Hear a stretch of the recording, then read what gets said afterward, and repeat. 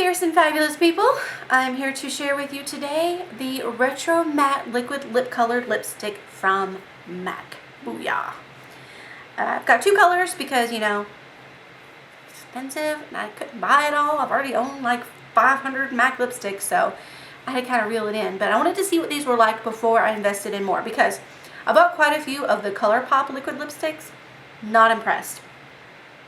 They were okay, and then they weren't okay, and then I realized that they weren't all that great after all. So anyway, we're not talking about ColourPop. We're talking about the MAC ones. So this color that I have here is called Back in Vogue. And it is very close to my favorite, or current favorite, MAC lipstick, which is Oxblood from the, what was that collection? The Toledo collection. I'm spitting everywhere. Anyway, so it's limited edition, right? So Oxblood is not something I can get again. So this is a nice substitute. Of course, there are a lot of dupes for Oxblood, but let me not get on that tangent. So anyway, I'm going to do some swatches and comparisons for you and tell you a little bit about what I think about this formula. First of all, I'm going to go ahead and swatch it, and we're going to start a timer here. Okay? See how long it takes to dry down. So this is Back in Vogue, and we're going to compare it to some other MAC lipsticks as well as some other lipsticks that I have that could be similar in color.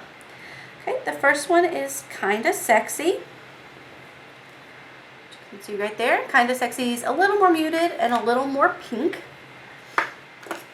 Next we have Runway Hit,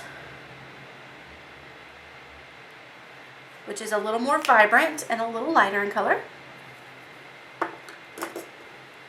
Next we have Cosmo, which is pinker and browner at the same time. Then we have Fanfare, which is much pinker.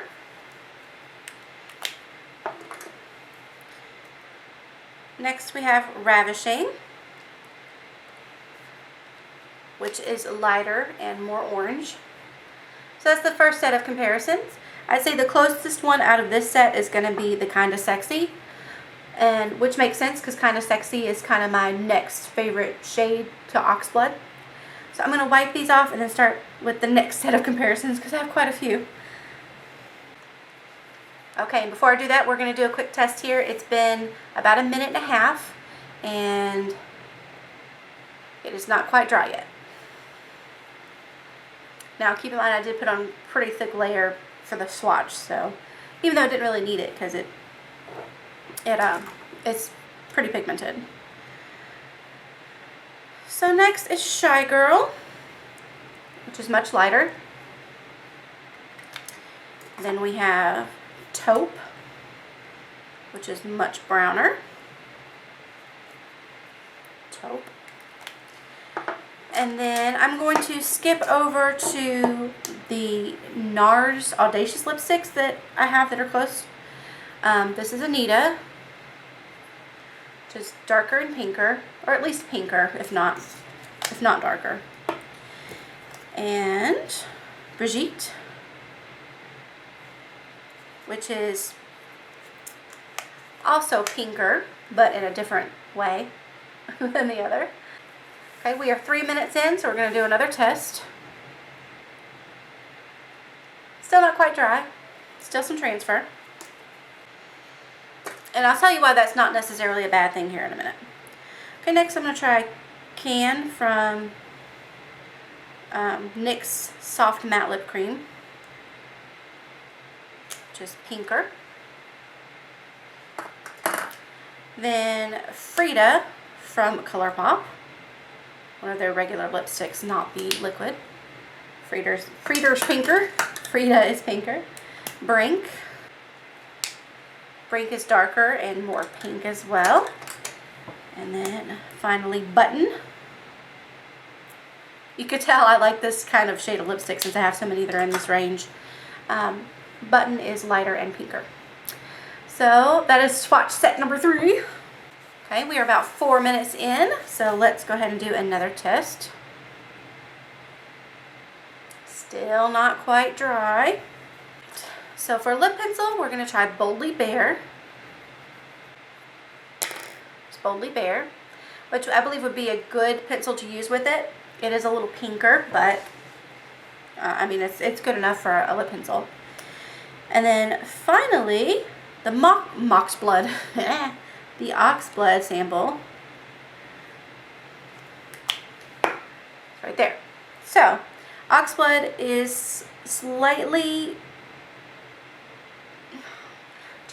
lighter in color and not quite as orangey, or I don't know, they're pretty darn close. I'll let you get a close-up look. Maybe Oxblood is a little pinker, but they're pretty close. I'm happy with this being a substitute for Oxblood, especially with the formula that it is, because Oxblood's just a regular matte, and with this being a retro matte and a liquid lipstick, I feel like it's going to give me a little longer wear than the Oxblood does, which means good things for me. So this is the first one. I also have, okay, so the next color I have here is called Our Lady. I absolutely love purplish lipsticks, so I was really excited to get this one. This is a color that I would have totally swarmed to when I had brunette hair, and so it was a little bit out of my comfort zone to get it as a blonde, because I'm under the impression that blondes like have to wear only super light colors, and that's not true at all. And I always got so mad at people who thought that way before when I was a brunette. But now that I'm a blonde, I just seem to gravitate towards the more neutrals, and I don't know why that is. Neutrals and reds. So anyway, this is the swatch of that, and we're going to compare 1, 2, 3, 4, 5, 6, 7 different lipsticks to that. So we'll go ahead and do the MACs. First is Media.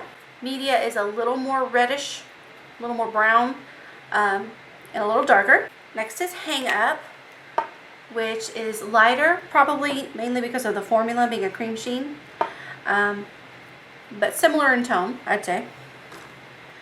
Next is Pure Heroine, which is definitely more purple, as you can see.